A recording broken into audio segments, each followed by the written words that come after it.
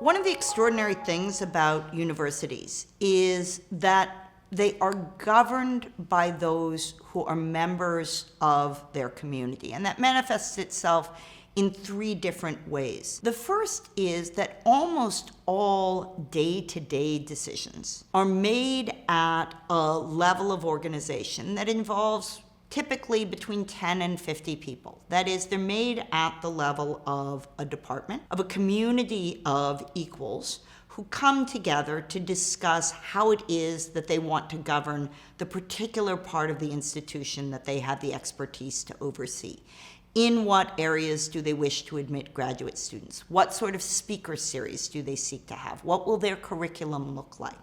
What will the rhythm of department activities look like? So one of the skills required to be an effective faculty member is the ability to participate in that kind of communal conversation and democratic governance. I have generally found it more useful myself to think of this as an aspect of professional service and ways to participate productively in faculty self-governance. This is a university that is largely run and should be run by the faculty, but that needs some sort of organization to it. And some of the SAL2 leadership program has given me some ways to think about that. On the one hand, in dialogue with somebody who has some professional experience in this, and on the other hand, really and mostly in dialogue with colleagues who are in similar kinds of positions and working with similar kinds of issues across the Faculty of Arts and Sciences.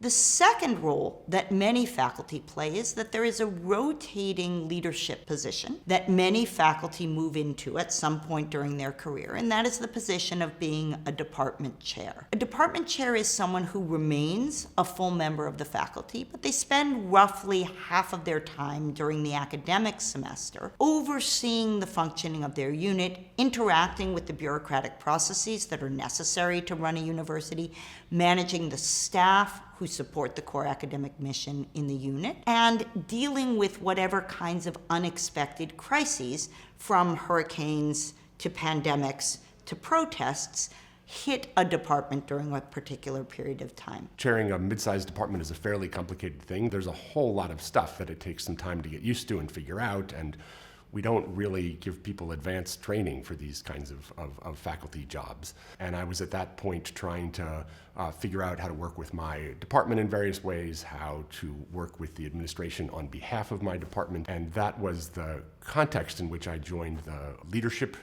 group training. Third role that a smaller but still sizable proportion of faculty play is that at some point in their careers, they step away from their teaching and research, and they spend a year, 5 years, a decade in a role that is primarily administrative. They may become a dean, a director of an institute, the head of a center. And for those faculty, they have the opportunity to learn a set of skills that will allow them to be effective in those roles. This is a distinctive thing and a valuable thing about our university is this, is faculty self-governance. And I think whatever days I feel frustrated with my chair job, I'm grateful for the fact that this university still puts faculty in these positions and gives them the ability to shape departments and the intellectual landscape in the way that they do, and then gives them the support to enable them to do that better. I mean, that's part of what I have enjoyed about the SAL2 leadership stuff is that I'm able to consult with others